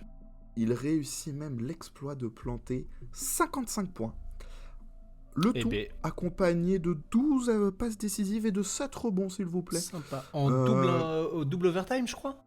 En double overtime, exactement, contre les Minnesota Timberwolves. Pour te donner un comparatif, on n'avait pas vu un joueur faire 55 points, 10 passes D et minimum 5 rebonds depuis Oscar Robertson en 1964. Ah ouais? Ouais. Oh purée, ah ouais, vrai stat là. Ouais. Stat ESPN, ça. Et la dernière fois, sinon, qu'on avait vu un joueur faire 55 points 10 passes D, c'était Michael Jordan. Donc, bah écoute, sympa la table, hein. Oscar Robertson, Michael Jordan, Tony Parker, ça claque. Ça claque légèrement. Ça claque légèrement. Tony Parker est évidemment à nouveau All-Star en 2008. Donc voilà, il est toujours sur cette série de greatness. Oh bah, il est sur une lancée là, le frérot, direction la lune. On le rattrape, évidemment. Pendant ce temps-là, revenons à notre ami Boris. Boris qui à cette époque-là était toujours chez les Suns, qui ont changé de coach entre-temps pendant la saison... avant la saison 2007-2008, il me semble que c'est ça. Les nouveaux coachs qui est... J'ai oublié son nom, c'est pas grave, je crois que c'est Porter, il me semble. Peut-être, je sais pas du tout, je suis nul en coach, donc... Bref, nouveau coach chez les Suns, qui s'entend pas du tout avec Boris Dio, qui s'entend pas du tout. Non, c'est pas qu'il s'entend pas avec Boris Dio. C'est qu'il l'utilise pas, Boris, surtout. C'est que voilà, il sait pas trop comment utiliser Boris Dio. Et du coup, Boris Dio va se faire transférer pendant cette saison-là, à peu près à la mi-saison. Mi-saison, je crois, quelque chose comme ça, vers décembre, un truc comme ça, décembre-janvier. Ouais, il se fait transférer chez les Charlotte Bobcats, en compagnie de monsieur Rajabel, encore un oui, Kobe putain, il y a stopper. Rajabel aussi dans cette... Il se fera transférer contre Jared Dudley et Jason Richardson. J'ai une petite anecdote sur ce transfert. Raconte. Encore, je reviens sur le fameux podcast de Parker avec Dio. Ouais. Boris Dio raconte à ce moment-là que au moment où il apprend qu'il se fait transférer, genre 6 mois avant, il venait de s'acheter une maison à Phoenix. Oh, le seum. Et que ça faisait une semaine qu'il y habitait, quoi, qu'il avait emménagé. Avant ça, il avait fait plein de travaux et tout. Il emménage. Il s'emménage directement. Une semaine après, il est transféré. Putain, la cave à vin flambant neuf qui a même pas pu servir. Ouais, c'est terrible. C'est terrible. Du coup... la dure loi de la NBA. Ah bah c'est puis quand t'es transféré en NBA, on ne demande pas ton avis. Hein. C'est non. Ceux qui viennent du foot, ici c'est pas non, j'ai pas envie d'y aller. Hein. Non, c'est tu y vas et tu la fermes. Ici c'est tu fermes ta gueule, t'as 48 heures pour déménager à l'autre bout du pays. Oh, t'as même pas 48 heures. Hein. Batou me racontait que quand il a pris son transfert, il a eu littéralement 14 heures avant de devoir quitter Los Angeles. C'est vraiment pire qu'une exclusion de territoire. J'avoue, une OQTF quoi. Oh, vraiment. Bref, les 2 premières saisons de Boris Dio avec Charlotte sont plutôt bonnes sous les ordres de monsieur Larry Brown, un grand coach. En 2009, les Bobcats arrivent même en play-off pour la première fois de leur histoire. Ah ouais? Je savais pas ça, tu vois. Ouais. Ils font, de mémoire, 44 victoires sur la saison 2009. C'est qui cette équipe-là? Il y a qui dans cette équipe? Hormis Boris et Raja. C'est l'équipe de Ben Gordon? C'est l'équipe de Richard... attends. C'est Gerald Wallace. Gerald Anderson? Non, Gerald Wallace. Okay. C'est l'équipe de Emeka Okafor. Enfin, oui, ok, c'est bon, je revois cette équipe. Ouais. Du coup, 2009, ils sont 8ème et ils se font taper par le Orlando Magic de Dwight Howard 4-0 premier tour. Allez, rentre à la maison. Voilà, c'est sa première participation en play-off. Bravo, déjà ça. Vous l'avez fait. Bravo les Bobcats. Ouais. Jordan devait être content. Jordan devait être très content, il devrait être moins content à la saison d'après. Cette belle page va vite se tourner parce que au début de la saison 2010, Larry Brown démissionne à cause des mauvais résultats en début de saison de son équipe. Okay. Il sera remplacé par Paul Silas. Oh là là. Paul Silas, en plus d'être incompétent, ne s'entend pas du tout avec Boris. La balle à Paul Silas. En même temps, frère... Non, mais c'est vrai, hein. Il a pas entraîné les Rockets récemment? C'était pas lui le coach des Rockets il y a quelques années, non? Quand c'était vraiment dans le deep, là, après Harden, non? Ouais, ça me dit un truc. Peut-être, je crois qu'il y a vraiment il est catastrophique, Paul Silas. Ouais, un mauvais coach. Il sait pas du tout comment utiliser Boris. Du coup, ça se passe pas très bien, et en plus, alors je sais plus si c'est cette saison-là ou celle d'après, mais les Bobcats ont le pire record de toute l'histoire de la NBA. C'est cette saison-là, je crois. Ouais. On parle de la saison 2010-2011. Il me semble que c'est l'année du lockout, je crois, ils font en 10... Ouais, et si c'est l'année du lockout, du coup c'est l'année 2011-2012. Ouais, c'est ça, donc c'est celle d'après. C'est celle d'après, ils ont le pire bilan. Ils ont le pire bilan, c'est 10 victoires, je crois. Non, c'est moins que ça, je crois que c'est genre 7 victoires pour quelque chose comme 47 défaites ou 50 défaites quasiment. Il y a 59 matchs la saison du lockout. Je me demande si c'est pas un 7-50. En gros, c'est moins de 10%, je crois, de win rate. C'est peu. C'est très peu. C'est terrible. donc voilà. Après avoir passé sur le fameux lockout de 2011 à Bordeaux, club duquel Monsieur Boris Dio était le président. Il a réalisé son rêve. Il a réalisé son rêve, il a joué avec Bordeaux. Une très belle interview où il dit, où il parle de lui-même quand il s'est signé, à mourir de rire. Franchement, l'humour de Babac, je l'ai. Un régal. Tu l'as? Je l'ai. Ouais, le joueur a été difficile en négociation. Ouais, c'est ça. En gros, il explique que c'était le président du club. Il dit ça a été une négociation dure. Le joueur voulait le maximum. Le président a dit non, ce sera le minimum. Et finalement, on a réussi à trouver un accord. La conversation de schizophrène. Bonne vanne, Boris. J'aime beaucoup. À mourir de rire. Bref, retour à Charlotte. Bon, toujours en froid avec Silas. Hein, on va pas. Puis il a pris des kilos à ce moment-là, Bobac, non? à ce moment-là, Babac prend des kilos pour se stabiliser vraiment au poste 4. C'est son nouveau poste. Ouais, bon, puis même parce qu'il joue pas du tout, et je crois qu'il avait confié qu'il en avait plus grand-chose à foutre à ce moment de la NBA quasiment. Ouais, aussi. Il prend, je pense, facile une 10-15 de kilos, quoi. Et peut-être même plus. Il se met d'accord avec le management de Charlotte pour mettre fin à son contrat, alors qu'il lui restait encore un an de contrat, tu vois. Donc ça, on est d'accord qu'on parle de la saison 2012-2013. Non, 2011-2012. 2011-2012, ok. Ouais, là on est à l'intersaison 2012. Ok. Et on revient à Monsieur Parker qui a fait un lobbying de fou, encore une fois. Il est revenu voir Pop et il a fait tu te souviens ce qui s'est passé il y a 10 ans? Et ben voilà, exactement. Du coup, Boris Dio signe chez les Spurs. Je croyais qu'il signait l'année d'après, tu vois. Je pensais qu'il signait en 2013-2014, Dio. Non, il est là aussi en 2013. Hein. Ah, il est là en 2013, ok. Et ouais. Mes souvenirs me jouent des tours. Ça y est, enfin les deux potes de longue date qui se connaissent depuis les bandes d'INSEP depuis qu'ils ont 15 ans. Oh, ils ont dû faire une teuf pour célébrer ça. Ils ont dû s'ouvrir un château d'Ikem. Enfin jouer ensemble. Ouais. Boris, évidemment, on parle de Boris Dio, l'un des plus gros QI basket. Même outre-Atlantique, hein, les Américains ont été choqués du personnage. Hein. Ah bah ouais, qui évidemment qu'un mec comme ça, il va s'intégrer parfaitement et très facilement dans le jeu collectif de Pop. Oh oui. En vrai, pour petite comparaison comme ça que je me permets, pour ceux qui sont plus jeunes et qui n'ont pas eu l'occasion de voir jouer Boris, ça fait vraiment... il a vraiment, je trouve, un style de jeu qui est très similaire à celui qu'a Nikola Jokic actuellement. Ouais.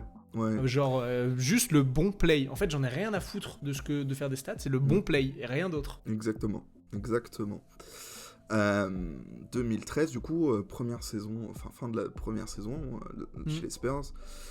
Bon, ils arrivent en finale contre le Heat. On la connaît. On connaît le dénouement. Rebound Bosch, back out to Allen. It's the Briner. Bang! Putain, Mike Breen. Quel homme. Il aura son podcast un jour. Oui, c'est exactement ce que j'allais dire. Un jour, on fera un podcast sur les commentateurs. Oh oui, et sur lui en particulier. Monsieur Cosette et Monsieur Eddy aussi en France. On pourrait, carrément. Ouais. Bref, c'est un autre sujet. Fin de teasing, exactement. Donc voilà, 2013, dénouement malheureusement pour les Spurs. Leur seule défaite en finale, c'est un peu la seule ombre au tableau que j'ai envie de dire dans la dynastie. C'est vrai que c'est la seule fois où ils perdent en finale, putain. C'est la seule fois où ils perdent en finale. Le fan de LeBron que j'étais était si heureux. Le hater de LeBron que j'étais à l'époque était si dégoûté. Moi j'étais vraiment... J'étais trop refait. Je commence à suivre le basket, mon genre préféré qui gagne un titre. Allez. Et du coup, voilà, donc dénouement terrible pour les Spurs. Mais bon, j'ai envie de dire, ils sont tombés au fond de la piscine, mais c'était pour mieux remonter. Exactement. Parce que 2014, mec. 2014. Le Beautiful Game. C'est le paroxysme du basket. C'est du jeu collectif. De ce que la NBA, de ce que le style de jeu à l'américaine et à la mode NBA te permet d'atteindre. Ouais, c'est ça, le pinacle du sport, c'était, mais... Cette équipe-là, c'est tellement kiffant à regarder jouer que... Et tu vois, pareil, petite comparaison, et je crois qu'à l'époque, si je dis pas de bêtises, il est assistant dans cette équipe-là, mais les Nuggets ont une forme de Beautiful Game. Et il me semble que Malone, à l'époque, je dis pas de bêtises, il est assistant de Pop.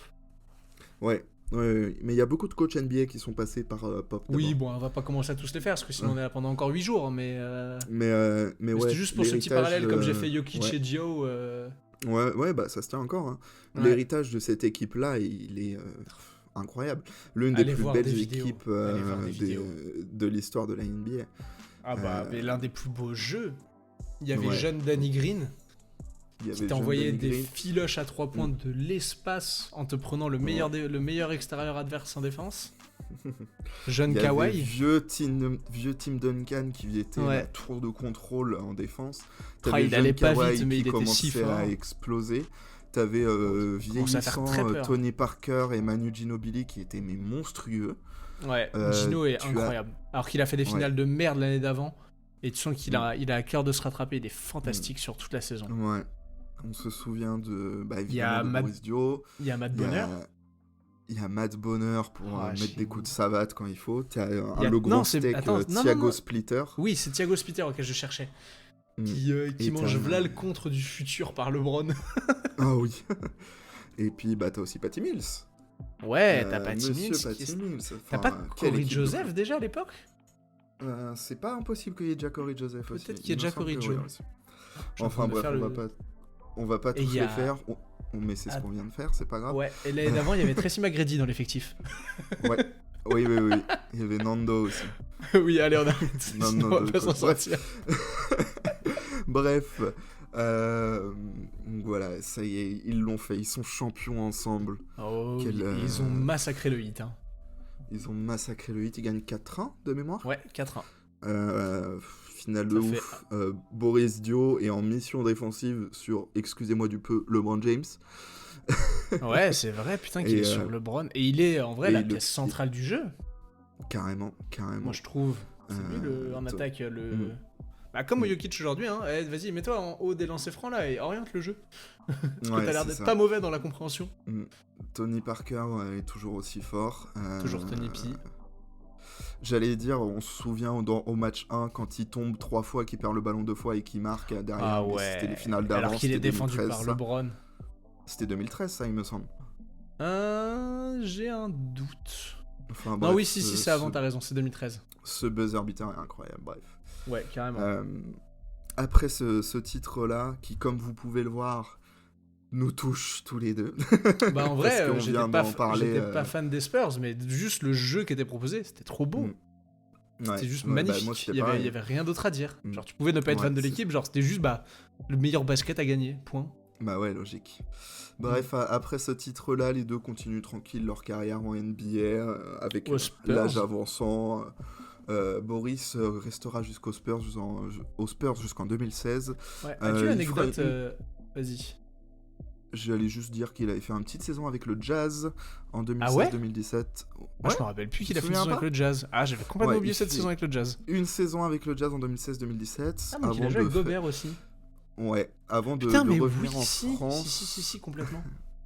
Avant de revenir en France et de jouer à Levallois pour une petite saison de pré-retraite. Voilà, il part à la retraite en 2018, exactement. Quant à Tony P, lui, il continue à jouer pour les Spurs jusqu'en 2018. Ouais. Il prendra sa retraite en 2019, après une saison passée dans le club de son idole de toujours, chez Jordan. Il jouera pour les Hornets pendant un an. Avec Nick Batman. Oui, c'est vrai qu'il y avait Batum aussi. Bah oui, il y a Batum à cette époque-là, c'est son gros contrat à Charlotte. Il y a aussi Kemba Walker, il est en backup de Kemba Walker. Ouais, c'est vrai. Donc voilà pour la carrière NBA. Maintenant, franchement, que seraient Tony et Boris sans l'équipe de France? Très bonne question. Et alors, juste avant qu'on attaque l'équipe de France, tu l'as l'anecdote de la clause du contrat de Boris? Ah putain, si, attends. Ça va pas me revenir, mais ça me dit quelque chose. Alors, Boris Dio, quand il a signé aux Spurs, comme il arrivait hors de forme, les Spurs ont fait signer une clause où, s'il restait en dessous d'un certain poids, il avait plus 500 000 $ sur son contrat. Ah oui, c'est vrai. c'est vrai. Voilà, je voulais juste la placer, ça m'a fait ça m'a toujours fait rire. Allez, parle-nous de l'équipe de France. Bref, on va parler de l'équipe de France, de combien de joueurs européens comme eux, là, en NBA, revenaient tous les étés, mais tous, pour faire des compètes avec l'équipe de France. Il n'y en a pas énormément, hein. Bah alors déjà, si tu prends les joueurs français qui reviennent tous les étés, le seul qui l'a fait à peu près des niveaux similaires, il y a Fournier et Batum. Ouais. Mais Gobert aussi, après, pas mal. Quoi. Mais c'est après, c'est parce qu'ils ont mis l'exemple. Ouais, voilà, c'est ça. Après, c'est parce que c'est les deux premiers aussi. Bah oui, c'est sûr. Mais même, tu vois, un Pau Gasol qui a fait à peu près pareil aussi avec l'Espagne, tu vois. Qui mais oui, carrément. Donc, c'était Gasol vraiment le... venait pas tout le temps. Il est quand même beaucoup revenu, mais je crois... Après, j'ai moins de souvenirs de basket FIBA avant, on va dire, 2015-2016, donc peut-être. Bref, les deux ont un palmarès avec l'équipe de France de zinzin. Médaille d'or, du coup, en junior en 2000. Médaille de bronze au championnat d'Europe de 2005. médaille d'argent à l'Euro de 2005, médaille d'or en 2013. Et on ajoute à ça la petite médaille de bronze à la Coupe du Monde de 2014 pour Boris Dio. Médaille d'argent en 2011 au championnat d'Europe. Oui, ouais, j'ai dit. Et médaille de bronze en 2015 aussi en France. Enfin, voilà, beau petit palmarès il y a quelques années. Et sorti en 8ème de finale en 2016. Ça fait encore mal. Ouais, et en 2012, je crois qu'il porte pareil en 8ème ou en quart, un truc comme ça. 2012, c'est les JO, on perd en 2012, quart on se fait ça. Ouais, c'est les Espagnols? Je crois que c'était les États-Unis. Non, c'est les Espagnols, c'est le chabit de Nico Batum sur Rudy Fernandez. C'est le pétage de plomb de Nico Batum. Ouais. Et bon, j'ai quand même envie de parler de 2013, comment ne pas évoquer cet Euro. Premier tour, je crois, on perd un match de merde, genre d'ouverture contre les Allemands. Ouais, c'est possible. Ouais, c'était l'époque où il y avait encore les 2 phases de poule. Et je crois qu'on repère un match au deuxième tour contre... Il me semble que c'est la Lettonie, si je dis pas de bêtises, mais je suis pas sûr de ce que j'avance. En tout cas, on arrive en quart de finale. On arrive en quart de finale avec 2 défaites déjà, donc la confiance est pas top. C'est ça. L'Euro est en Slovénie, on joue en quart contre la Slovénie. La fameuse Slovénie des frères Dragic, tout ça. Putain, Goran et Zoran. Ouais, Goran et Zoran Dragic, chez eux. Donc autant dire que on y revient encore une fois, mais l'ambiance dans les Balkans, ça y allait, hein. Oui, voilà. Mais ça jetait 2-3 briquets. Ça jetait 2-3 briquets, exactement. Mais voilà, enfin, on sait pas que les Français étaient juste meilleurs sur ce match-là, ils ont joué plus physique. Ouais, ils font 10 points. Un vrai match contre la Slovénie. Ouais, et là arrive la demi-finale. Arrive cette putain de demi-finale contre les Espagnols.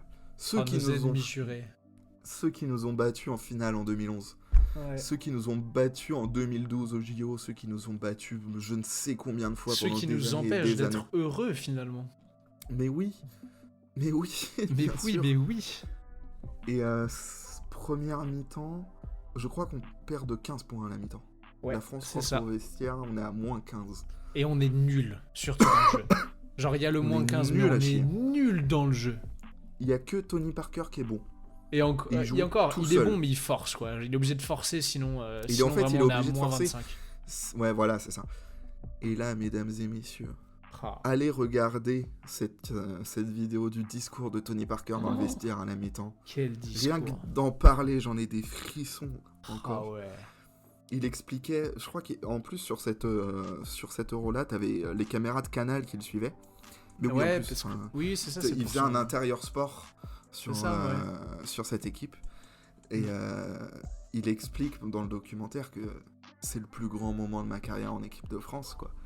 Bien évidemment que c'est le plus grand moment de ta carrière. Réussir à trouver les mots justes pour piquer les gars dans leur fierté, là. Mais en plus, ce moment est défini plus grand moment uniquement parce qu'il y a la réaction qui suit derrière. Sinon, on se serait foutu de la gueule de Parker. Je veux dire, ça a posé Parker en tant que leader incontesté et incontestable de l'équipe de France. Je veux dire, si ça ne marche pas, si on va pas après, on peut vraiment poser la question de la qualité de leader de Parker. Parce qu'il y a des gens qui ont dit oui, mais regardez, il n'est pas écouté, etc. Alors que là, c'est électrochoc. Ils nous prennent pour de la merde. Ouais, ça se voit dans leur regard. Ils nous agressent, on peut pas remettre la balle en jeu. Mais et du coup, ça se voit le deuxième visage de l'équipe de France. La France se réveille, la défense. La défense sur ce match. Putain, le jour et la nuit. Mais des barbelés en la deuxième mi-temps. Et tu vois que les Espagnols sont choqués du niveau de jeu qu'on affiche en deuxième mi-temps. Alors que les Espagnols jouent et les Espagnols jouent encore très très bien à ce moment. Ah oui, non, vraiment, faut pas croire que les Espagnols c'est pas genre ils étaient là, les pieds en éventail, c'est fini, tranquille, on a gagné. Non, pas du tout, ils ont continué d'être sérieux. Ça joue, je me souviens, mais de ce match que j'avais regardé avec mon père, je me souviens, mais les frissons, rien que d'y repenser, c'était une dinguerie. Et au final, on va en prolongation. Ce match de fou va en prolongation. Y a pas des lancers à la fin du temps réglementaire? On n'a pas un mec sur la ligne? Ou je mélange avec un autre souvenir? Tu confonds avec 2015, je pense, et les 3 lancers ratés de Nico Batum. Ah oui, possible. Ça fait encore mal aussi. Bref. Pardon, excuse-moi. Bref, je sais plus ce que je voulais dire. Oui, prolongation. Et en gros, je me souviens les Espagnols ont la balle pour la dernière défense. Ouais. Et t'as un espèce de main à main entre Rodriguez et Gasol. Et Gasol qui est défendu par Chiaudi. Ou Pietrus. Non, qui est défendu par Pietrus. Et je me refais des images dans la tête. Colle. Et tu le vois, il tourne, il sait pas ce qu'il fait. T'as Pietrus qui le harcèle, il t'envoie une espèce de vieux steak dégueulasse. Ah, vraiment. Et là, t'as le buzzer qui sonne. Il a joué la défense de sa vie, frère. Et là, t'as David Cosette. Et la France est en finale. Je me souviens de ça aussi. L'image de l'explosion de joie de Parker avec De Colo et Dio et Antoine Dio qui viennent. On avait gagné la finale. Sautent dans les bras. Et après la finale. Oui, mais à ce moment-là, pour moi, c'est comme si on a gagné la finale. Oui, genre, oui. Mentalement, il y a un truc incroyable qui se crée entre tous ces joueurs. Exactement. C'est comme, tu vois, pour donner un exemple, c'est comme le but de Pavard à la Coupe du Monde 2018. Après, on pouvait pas perdre, quoi. Même le but à peu près la même chose. Oui, bah oui. C'est encore sûr. Plus parlant parce que c'est en demi-finale, mais oui, c'est ce genre d'émotion-là. C'est ce genre de petit événement qui fait qu'après, le train est lancé, ça y est, tu peux plus perdre. Mentalement, c'est fini, là. Mentalement, l'équipe, elle a cliqué au complet et c'est terminé. Il y a une symbiose qui s'installe. Ouais, c'est ça. Quoi. Toute l'équipe est en symbiose. Ouais, c'est ça. Et en finale, on gagne de 15 points, je crois, contre la Lituanie. Ouais, c'est ça, contre Valanciunas, si je dis pas de bêtises. Le Valanciunas, je sais plus, mais moi je me souviens que t'as Linas Kleiza qui fait une finale, mais de porc. Ouais, ça me dit quelque chose. Mais ouais, et même, c'est pendant la finale que t'as le fameux buzzer de Antoine Dio, quand il reste 0,9 secondes, là, qu'il est au milieu de terrain à la mi-temps. Oh putain, mais oui. Tu vois, ça caractérise vraiment le truc du flow, là, où on est dans la zone, il peut rien nous arriver. Du nuage sur lequel on était. Exactement. Genre, en vrai, c'est même pas le flow, c'est genre, tout est tombé correctement. À ce moment-là, à partir de cette demi-finale contre l'Espagne, à chaque fois qu'on lançait une pièce, elle tombait du côté qu'on voulait. Ouais, voilà, c'est ça. Et c'était incroyable. Le premier et le seul titre de l'équipe de France pour l'instant. Ah, le premier, c'est ça, ouais. Ouais, grâce à ces deux-là. Merci, messieurs. On vous remerciera jamais assez. Grâce à ces deux-là et aux autres, mais oui, mais gros travaux de ces deux-là. Mais voilà. Ces deux-là qui, du coup, comme on fait toutes les compétitions internationales avec la France, ces deux-là qui ont réussi à faire changer les mentalités en équipe de France. Je reviens au podcast de Parker et de Boris. Boris Dio, il explique que, en gros, au début, quand ils ont commencé à jouer en équipe de France, donc au début des années 2000... Ah oui, tu veux parler de ça, ok. L'objectif que donnait la Fédé, c'était d'être présent juste dans toutes les compétitions.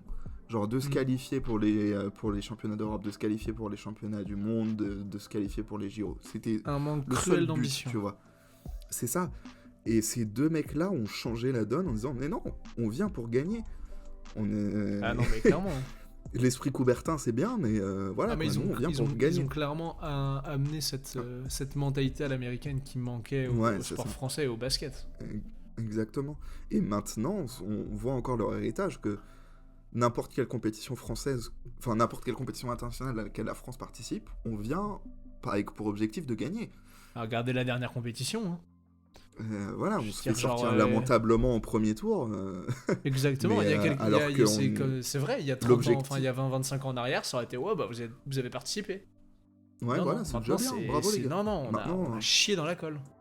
Ouais, c'est ça. Donc voilà pour Parker et Dio. J'avais envie de conclure tranquillement, pépère, avec mes petites anecdotes perso où j'ai pu voir ces deux monstres. Vas-y, raconte. La première fois, c'était du coup en 2011. Ok. On a dit tout à l'heure que Boris Dio était parti jouer à Bordeaux. Ouais. Et monsieur Tony Parker était parti jouer à Lasvel. Oui, c'est vrai. Et à cette époque-là, j'avais été voir un fameux match de basket, enfin un match entre le Cholet Basket et Lasvel à la Meilleraie. Putain. Ah ouais, ça, stylé. Parker, voir jouer Tony Parker en vrai, putain, ça fait quelque chose. Ah, ça c'est la classe. Je me souviens de mémoire, il met 20 points dans le match. Ouais. Mais putain, le voir jouer en vrai, ça fait bizarre. Tu m'étonnes, ça devait faire quelque chose. Ah, puis pour tout Français qu'on était à l'époque, que tu l'aimes ou que tu l'aimes pas, c'était un peu ton idole, Parker. Enfin, ça faisait partie de... Bien sûr. T'avais forcément une attache. Et en plus, je me souviens, au moment où on arrive devant la mairie, donc évidemment c'était complet, donc t'imagines un peu le monde. On imagine bien. Arrive en même temps que le bus de Lasvel. Oh, c'est stylé ça. Et du coup, il passe genre devant nous. Oh là là. T'imagines la marée humaine quand tu vois Tony Parker qui est à 3 mètres de toi. Ah mais j'imagine bien, oui.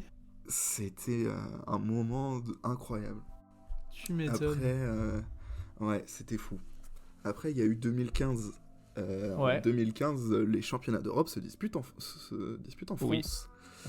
Et à cette époque-là, avant les championnats, avant l'Euro, l'équipe de France fait comme avant chaque compétition, ils sont en stage à Pau. Et moi, à ce moment-là, j'étais en vacances à côté de Pau. Et il y avait un entraînement qui était ouvert au public. Stylé. Donc je me souviens très bien, on est dans je sais plus comment ça s'appelle, la salle de Pau Orthez. Et là, t'as du coup toute l'équipe de France de l'Euro 2015 qui était en plus un peu la Dream Team, quoi. Ouais, t'as Gobert. Gobert. Avait Parker, Dio, Gobert, De Colo, Fournier, il est là ? Non, il est pas là. Je crois pas qu'il y ait Fournier. Non, Fournier est pas là. Il y avait Aginsa, Pietrus, Cahudi, enfin... Ah ouais, une belle équipe, hein. Il y avait Mam Jeité, je me souviens. Oh, putain, ouais.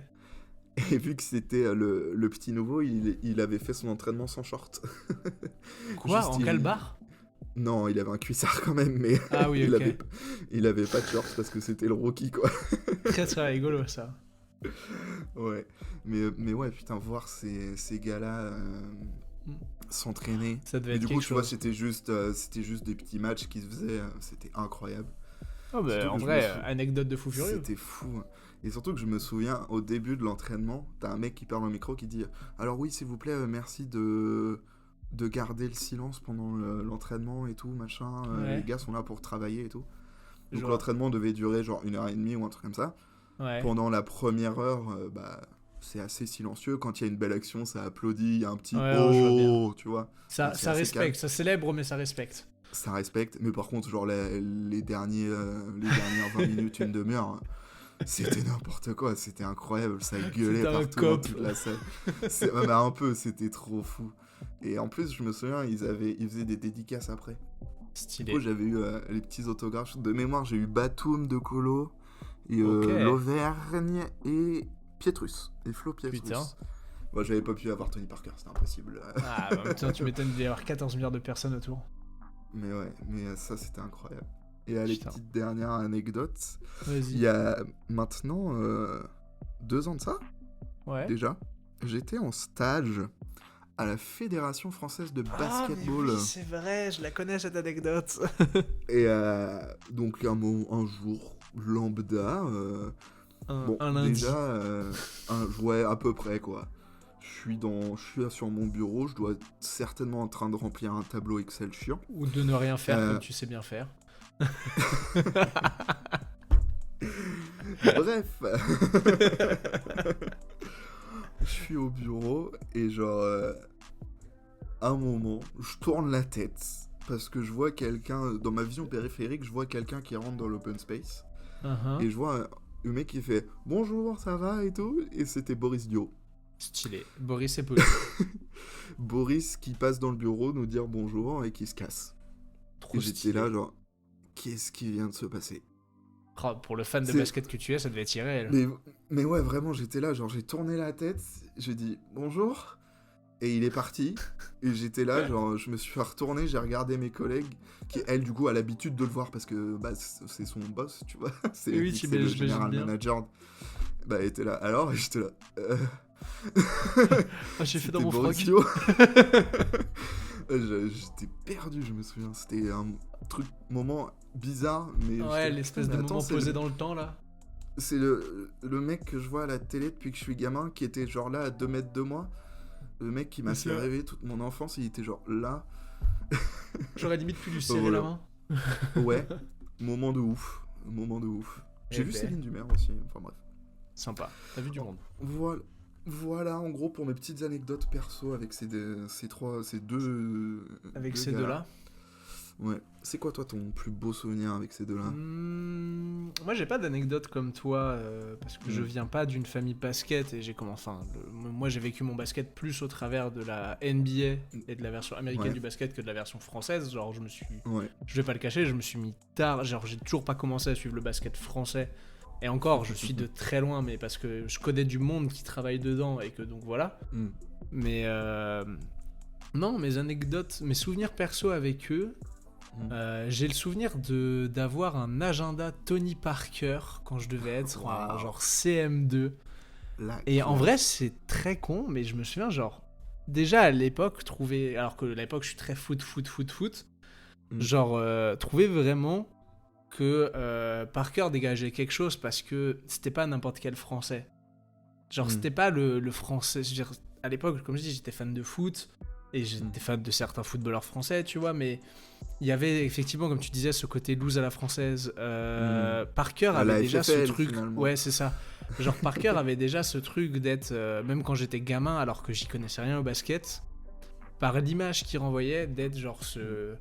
Ouais, je sais pas, ce mec classe, américanisé, qui te fait rêver, t'as envie d'être un peu comme lui, même si tu connais pas grand chose au sport, etc. Et je pense que ça a été un des trucs qui m'a marqué. Après, l'autre souvenir avec Boris Dio, je pense que je l'ai découvert trop tard, mais quand j'ai commencé à vraiment me dire Boris Dio, pourquoi est-ce qu'on considère qu'il est aussi fort et à aller regarder des vidéos et tout, genre je me suis rendu compte que en fait au basket, pour être bon, fallait absolument pas être ni le meilleur dribbleur, ni le meilleur shooter, ni quoi que ce soit. Fallait juste être intelligent. Ouais. Et c'est un truc qui m'a... Enfin, je pense qu'il m'a fait évoluer dans ma manière de voir le jeu et de comprendre le jeu et de vouloir y jouer aussi. C'est de se dire, en fait, t'as pas besoin d'être excellent partout, t'as juste besoin de savoir jouer au jeu. Parce que c'est ça. Dio, c'est pas une critique du tout, hein, mais Dio... Je pense que c'est un joueur qui est excellent nulle part réellement. Bien évidemment que c'est un excellent joueur, il est en NBA, c'est pas ce que je dis. Oui. Mais il est excellent nulle part, il est élite nulle part. Sauf en termes d'intelligence de jeu, où je pense qu'au moment où il est en NBA, c'est un des rares mecs qui peut regarder LeBron James et autres dans les yeux et dire j'ai la même intelligence de jeu que vous. Oui, je vois et je comprends aussi bien le jeu que vous. Bah, pas pour... Ça se voit que son joueur préféré de tous les temps, c'est Magic. Hein. Ouais, c'est ça, mais même... Ça sent. Hein. C'est ça, et ouais, non, je pense que c'est des mecs sur qui on met un peu moins de... Enfin, en tout cas, Dio, je pense qu'il a moins de respect par certains fans français qui, comme moi, n'ont pas grandi par le basket français, le basket FIBA, mais plus par le basket NBA qu'il en devrait. Et honnêtement, c'est assez drôle parce que je trouve que l'après-carrière du joueur reflète assez bien ce qu'il est aussi sur le terrain et ce qu'il a toujours laissé transparaître. Genre, comme dans son jeu, dans la vie, ça a l'air d'être un individu simple. Ouais. Et ouais, c'est un truc... En vrai, c'est... D'un certain côté, c'est une certaine inspiration Dio sur cette simplicité, justement. Être bon dans sa simplicité. Ouais, c'est ça. Il est toujours aujourd'hui, du coup, il est GM de l'équipe de France. C'est ça. De ce qu'il disait, lui, c'était... il avait envie peut-être de servir d'exemple, tu vois, en tout cas d'essayer d'inspirer les plus jeunes qui arrivent en équipe de France, tu vois. Ouais, puis il a tout pour. De les guider, de les aider, de parler de son expérience et tout. Moi, il a repris une licence. J'aime bien... Ouais, j'aime bien l'idée, en tout cas, par exemple, d'un Wembanyama sous l'aile de Boris Dio, tu vois, je trouve ça cool. Ah bah, ouais, clairement. Après, je pense que c'est des mentalités différentes, mais oui, bien évidemment. Mais, en tout cas, dans la compréhension d'un athlète hors norme comme va l'être Wemby, oui, c'est incroyable, c'est un luxe de pouvoir se dire que Wemby, aujourd'hui, en France, il va être encadré par Dio et Parker. Enfin, il va être encadré pas par Parker directement, mais en tout cas, il va bénéficier forcément des conseils de ces deux-là. C'est sûr. Et puis, moi, Boris, là, récemment, pour ceux qui ont vu cette année, donc il a repris une licence en départemental 2, je crois, ou 1, dans les Landes. Je crois même que c'est en D3, si je dis pas de bêtises. Ouais, c'est possible, parce qu'il veut remporter la Coupe des Landes. Et genre, je crois qu'il a quasiment fait aucun match. Ouais, je crois qu'il a quasiment fait aucun match. Genre, il y a eu des vidéos qui sont sorties d'un match qu'il a fait. Et c'est trop drôle parce que... Ouais, puis tu vois surtout que... En fait, Ouais, c'est ça. Bien évidemment qu'il pourrait défoncer tout le monde. Genre, il y a 2 jours de ça, il y a des vidéos qui sont sorties de lui à l'entraînement des Spurs, où après l'entraînement, il joue avec Branham, je crois qu'il y a Collins, et je sais plus qui est-ce qu'il y a. Ils font du 2-2. Il leur fait la totale. Hein. Ah bah, il a des sacrés restes, le pépère. Hein. Ouais. Honnêtement, il a encore pareil. les moves, hein. Bah, en plus, c'est ça, c'est que c'est un mec qui s'est jamais. Enfin, je pense qu'au début de sa carrière, bien plus qu'à la fin. Mais en tout cas, moi, quand j'ai vraiment appris à l'apprécier au moment des Spurs, c'était un mec qui se reposait pas sur ses qualités physiques. Non, il se reposait sur du café, mec. Hein. Ouais, c'est ça, et du vin, et son bateau. Et son bateau, et son appareil photo, quoi. Exactement. Ouais. Très cool, d'ailleurs, le compte Instagram de Boris Dio, des fois, il poste des petites photos, c'est sympa. Ouais. Je viens de repenser à une anecdote là qui me revient de. Je sais plus quel joueur qui avait sorti cette anecdote sur Boris Dio. Où en gros, il arrive à un entraînement en claquette avec sa tasse de café. Et tu sais, t'as les trucs pour tester la détente là. L'espèce de barre que tu dois taper. Ouais. Et il arrive, en claquette, il pose son café. C'était un jeune Boris, tu vois. Ouais, je vois. Il pose son café, il saute en claquette et bah il saute Paf. plus haut, quoi. 40 que tout le monde. De détente. Et t'es là, genre, quoi? Comment C'est ça encore en claquette? Mais comment tu fais ça? C'est pas possible. Voilà, le furieux. Boris, quoi. Non, Boris, ouais. Boris, incroyable. Tony, j'ai moins d'accroche, on va dire, perso, avec le... C'est plus l'après-basket qui m'a fait décrocher. Parce que quand il jouait, je kiffais, mais l'après-basket m'a saoulé, clairement. Pareil. Bah, maintenant, c'est plus un entrepreneur, quoi. Oui. En tout cas. Je sais pas, pareil, j'y connais pas beaucoup en basket français, mais je vois qu'il a l'air de gonfler certains fans de l'Asvel. Ouais. Mais bon, je sais pas, je regarde pas, donc je vais pas me permettre de parler sur ça. J'ai décroché du personnage, je reconnais le talent du basketteur qu'il était. Ouais, évidemment, qu'il nous a fait bien kiffer. Ah bah bien évidemment. Eh ben, écoute, je pense que c'était pas mal. J'avais prévu un petit jeu, mais vu la taille de l'épisode... franchement, c'est comme tu veux, on a 1h20, si on fait 1h30, c'est pas grave. Bon, allez. C'est que, on en reprendra bien un peu. En faisant mes recherches, je me suis rendu compte que putain, mais Boris Dio, il a combien de surnoms différents? Et je voulais savoir combien tu pouvais m'en citer. Donc Babac, ok. Babac. En vrai, je peux t'en citer qu'un, c'est Babac. Pour moi, il avait qu'un surnom, mais j'en savais pas qu'il y en avait plusieurs. Bah, il y a Captain Babac aussi. Ouais, ok. Est-ce que c'est le capitaine? Ouais, ok. Il y a Bobo. Bobo, ouais, soit. 3D. Oui, ça je savais, 3D. J'aurais pu le trouver. Ouais. Le président. On l'appelle le président. On l'appelle aussi Tea Time. Tea Time. Ouais, il y en a un, c'est Fago Moshushi. Ok. Je sais pas d'où ça vient. Et mon dernier, mon préféré.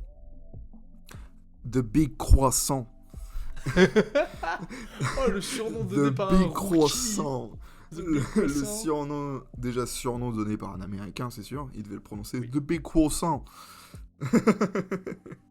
je suis tombé dessus, ça m'a fait mourir de rire. Le Big Croissant, quoi. Énorme. Magnifique.